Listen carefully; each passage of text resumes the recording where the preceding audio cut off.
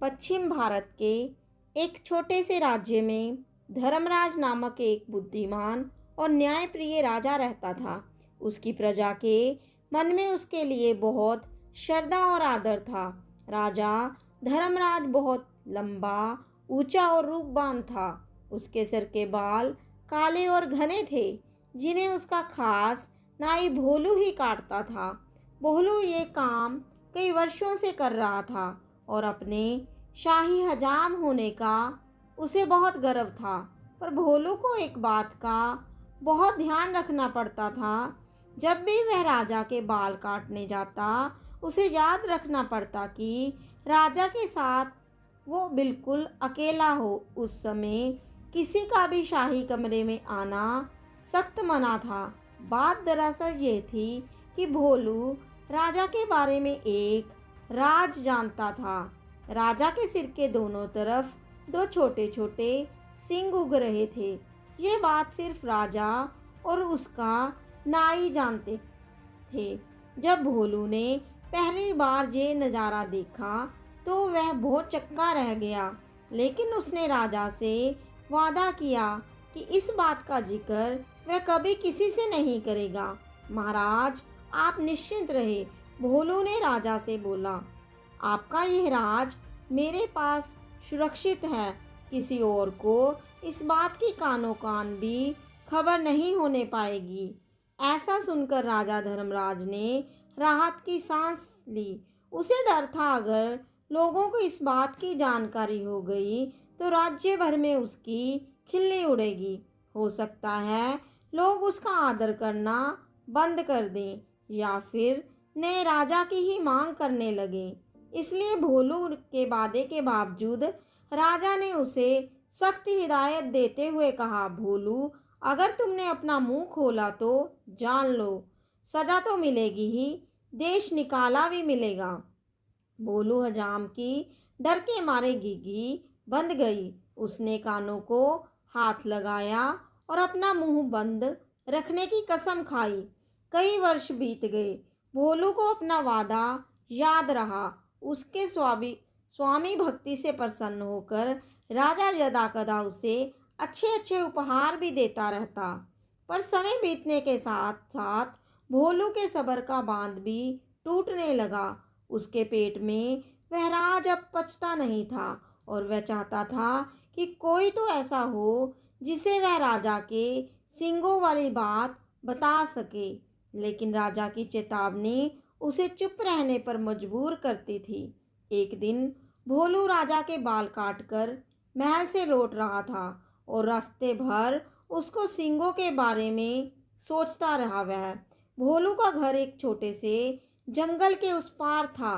ऊंचे ऊंचे पेड़ों और लटकती बेलाओं के बीच में से धीरे धीरे चलता हुआ भोलू जब थक गया तो सुस्ताने के लिए एक घने पेड़ के नीचे बैठ गया।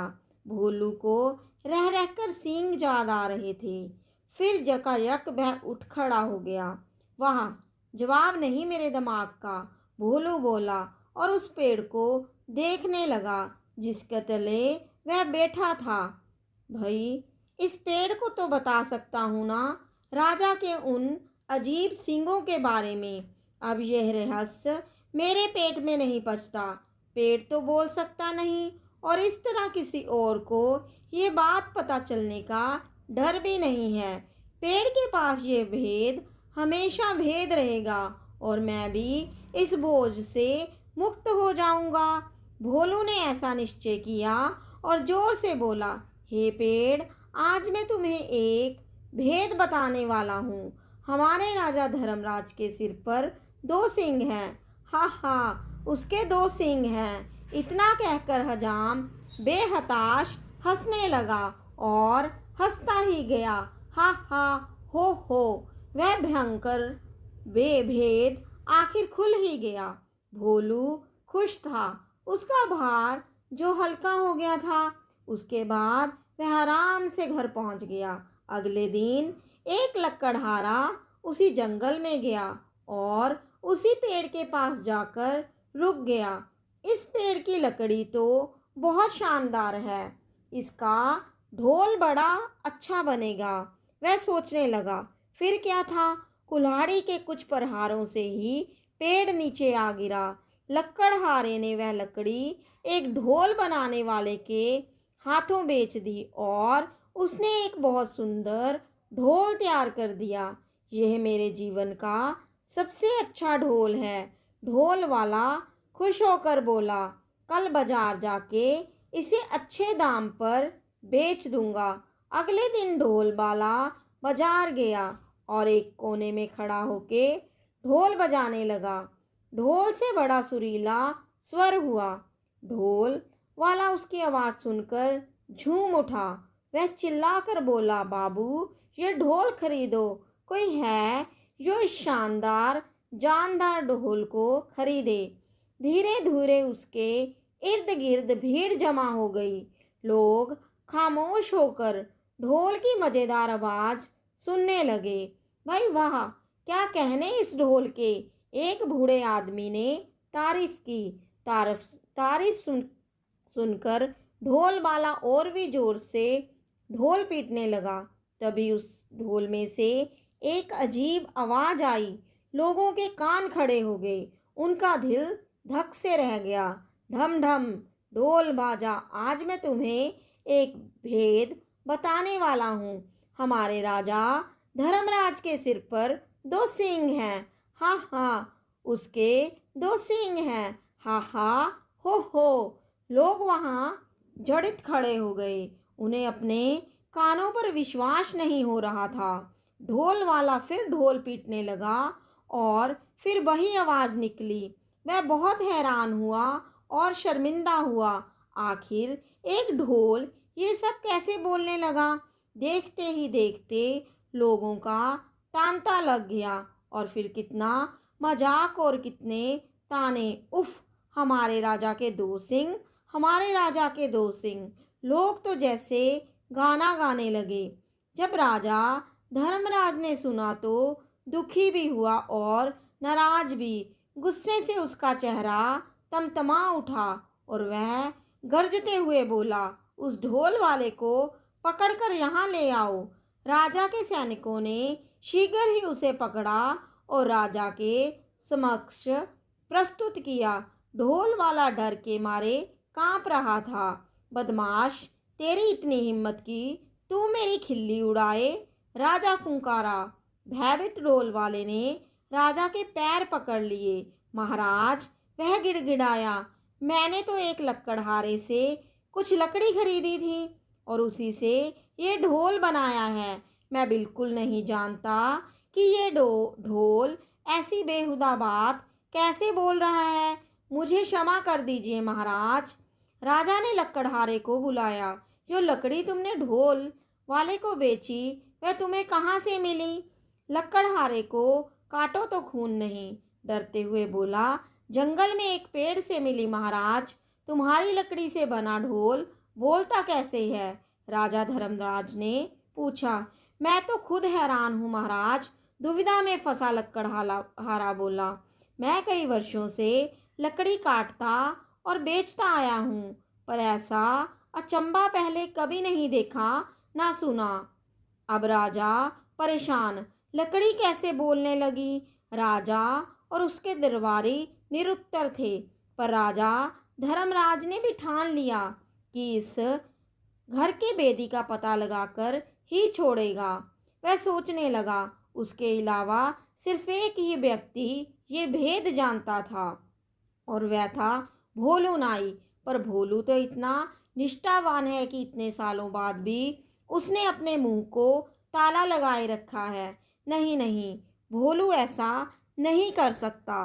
भोलू को जल्दी से हमारे सामने पेश करो। वह अपने सैनिकों से बोला। भोलू नाई आया, ऊपर से नीचे तक थरथराता हुआ। भोलू, एक तुम ही हो जिसे मेरा भेद पता था। तुमने और किसे बताया? सच उगल दो वरना सजा पाओगे। मम महाराज, डर से भोलू हकलाने लगा। आप तो जानते ही हैं मैंने कितने वर्षों से अपना मुंह बंद रखा, पर मेरे लिए ये बात छुपानी मुश्किल हो रही थी। मैं चाहता था कि कोई तो हो जिसे मैं ये राज बता सकूं। बोलते बोलते भोलू रुक गया और सिर झुकाकर खड़ा रहा। बोलते रहो, फिर क्या हुआ? राजा धर्मराज रुखाई से बोला।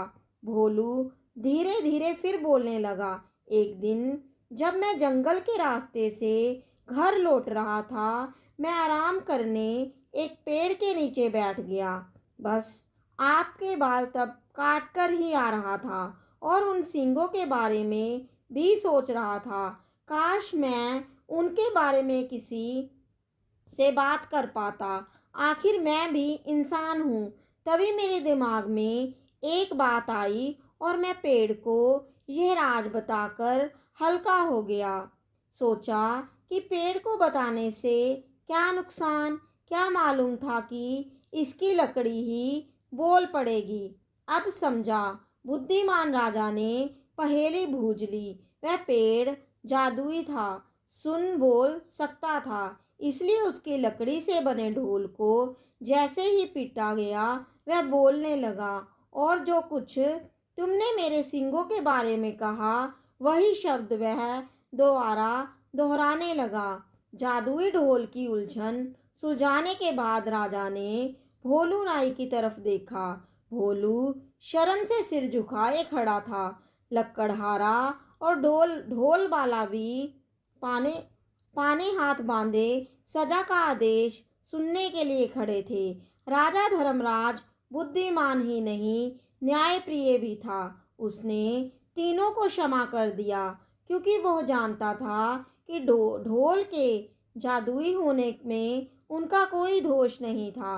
वह मुड़ा और उसने बोला, मैं तुम सबको माफ़ करता हूँ। तुम तीनों लोग जा सकते हो। तीनों को अपने को क्षमादान मिलने पर विश्वास नहीं हुआ।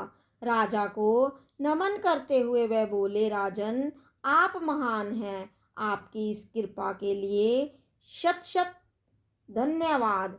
तो दोस्तों, ये थी एक लोक कथा, जादुई ढोल। मैं आशा करती हूँ आज की ये कहानी लोक कथा आपको पसंद आई होगी। अगर मेरे चैनल पे आप नए आए हैं तो चैनल को ज़रूर सब्सक्राइब करें और लाइक शेयर कमेंट भी ज़रूर करें। कहानी सुनने के लिए आप सभी का धन्यवाद।